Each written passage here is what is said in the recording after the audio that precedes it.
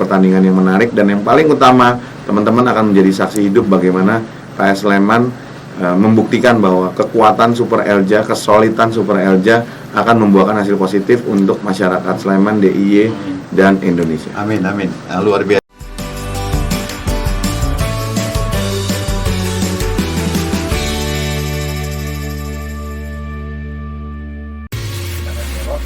Dan yang pertama adalah Bapak Marco Gracia Paulo. Beliau adalah Direktur Utama PSS. Jadi sudah tahu semua kan, nggak usah jelaskan PSS ya, sahabat KR Radio semua. Dan satu lagi adalah Dr. Hempri Suyatna. Beliau adalah Direktur Operasional PSS. Nah, nanti kita akan berbincang-bincang sejauh mana sih PSS ini menuju Liga 1, dan mulai 1 Oktober berputar nanti. Dan ini tentu para Slemania juga sudah mendengarkan. Nanti silakan di tengah-tengah nanti kita akan buka telepon, dan silakan juga bisa telepon di 0274 550893. Baik, kita awali aja dengan Pak Marco. Bagaimana Pak Marco, setelah Anda memegang menjadi dirut PSS, tentu punya satu target gitu, apalagi sebentar lagi akan berputar di Jogja dia melawan Persebaya. Bagaimana Pak Marco melihat PSS sekarang ini? Baik, terima kasih Pak Okto. Pertama-tama salam hormat, salam hangat dari PS Sleman untuk semua teman-teman KR Radio yang mendengarkan. Kita senang sekali bisa bermain di markasnya KR. Dan sesuai dengan pertanyaan Pak Okto tadi, saya antusias sekali. Saya sama Pak Hempri ini antusias sekali dengan apa yang sudah coba kita bangun, dari mulai transisi manajemen sampai transisi kepemilikan, sampai akhirnya kita memulai pembangunan program-program di dalam manajemen. Saya sampaikan mungkin update-nya sedikit bahwa utamanya sekarang itu kita lagi coba untuk menstrukturkan kembali organisasi, pertama itu. Karena tidak bisa tidak, pondasi awalnya itu semua nanti dari organisasi, termasuk bagaimana pelayanan kepada tim untuk memastikan tim kita mencapai target yang kita telah tetapkan. Bermuaranya nanti akan ada di organisasi. Nah, organisasi itu jadi dari mulai human resource dengan juga sistem kerjanya. Kira-kira seperti itu.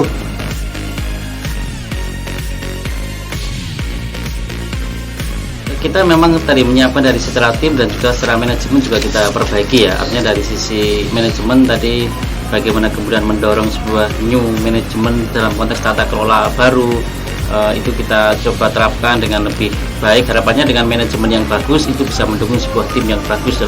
Itu kira-kira yang ingin kita dorong di situ, karena bagaimana juga kan sebuah tim kan bagian dari sebuah sistem yang lebih luas dari sepak bola ya. Dan kita harapkan dengan manajemen, dari sisi manajemen PT yang bagus, manajemen tim yang bagus, harapannya kemudian lahir tim yang akan berprestasi dengan lebih bagus. Dan tentunya terkait dengan pandemi ya, ini bagaimana kemudian kita mensiasati konteks pandemi ini.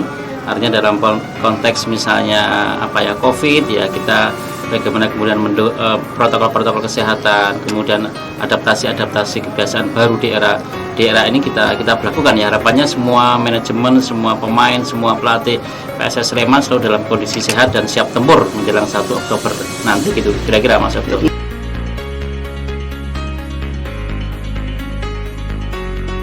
Siap, terima kasih Bang Okto.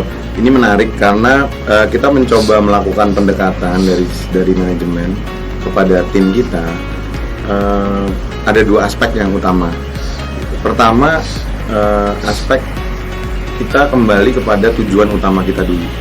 Karena semua yang kita lakukan termasuk mendisiplinkan diri adalah sejatinya untuk menjadi bagian dari usaha kita bersama untuk memastikan tujuan itu tercapai.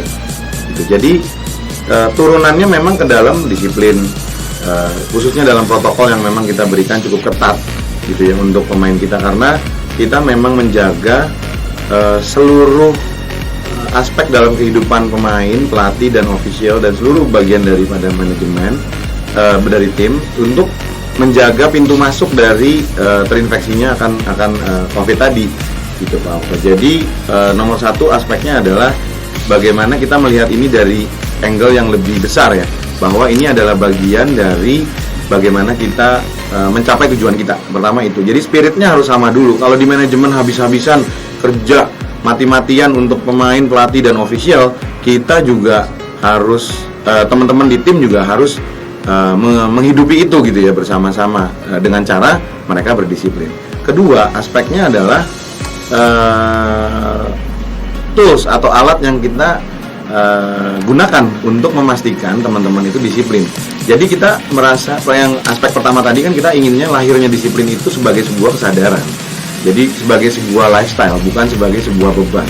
Tapi kedua, tetap kita memang harus buatkan alat-alatnya untuk membantu mereka gitu, supaya mereka juga merasa bahwa oh iya, aku terbantu nih dengan ada protokol ini dan protokol itu, karena sejatinya mereka ini kan pemain yang aktif gitu. Mereka bukan hanya aktif secara fisik tapi aktif secara sosial gitu. Nah, bagaimana mereka dengan kesadaran tadi pertama, tapi juga dengan tools-tools yang akan membantu mereka untuk bisa nah, protokol kita bisa saya sampaikan ya Pak Emri ya, salah satu yang paling komprehensif lah dan cukup paling ketat lah gitu. Saya berani bilang untuk industri olahraga saat ini.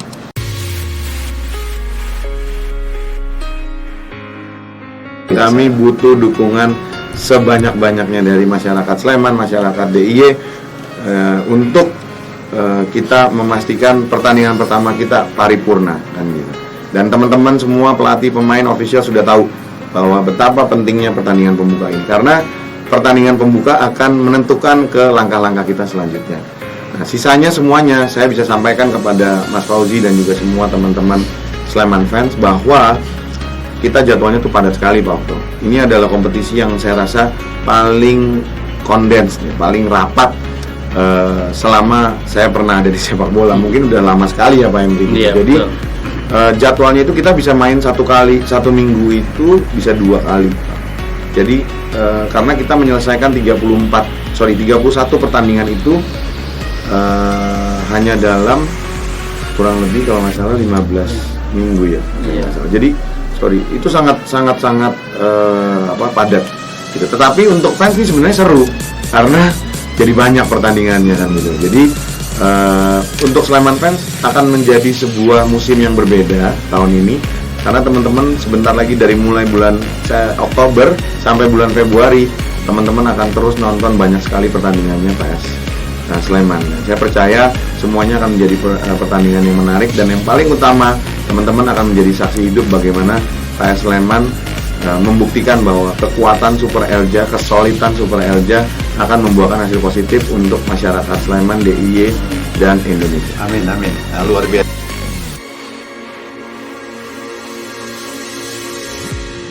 Baik, terima kasih Pak Okto.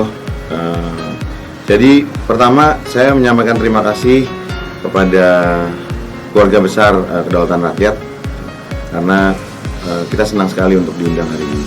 Untuk teman-teman Sleman fans di Yogyakarta, di Sleman dan di sekitarnya, pertama siap-siaplah untuk menikmati sepak bola yang baru ini. Jadi kalau ada new normal, ini new football. Siap-siaplah untuk dimanjakan dengan bola. Kami bekerja keras siang malam untuk memastikan teman-teman terhibur gitu ya, dengan permainan-permainan yang nanti akan disajikan di sini. Kami mohon doa restunya dari semua, karena tanpa doa dari semua warga DIY dan Sleman juga kita tidak akan bisa untuk mengarungi ini. Khususnya dengan situasi seperti ini dengan COVID dan lain-lain, memang menjadi sebuah tantangan tersendiri. Tetapi kami yakin, kami siap, kami akan mendapatkan hasil yang terbaik, dan kita akan berusaha untuk melayakkan diri untuk mendapatkan yang terbaik. Karena itu teman-teman terus support, terus doakan, dan yang paling terakhir terus pantau di media-medianya, di keluarganya Kedaulatan Rakyat. Amin, amin.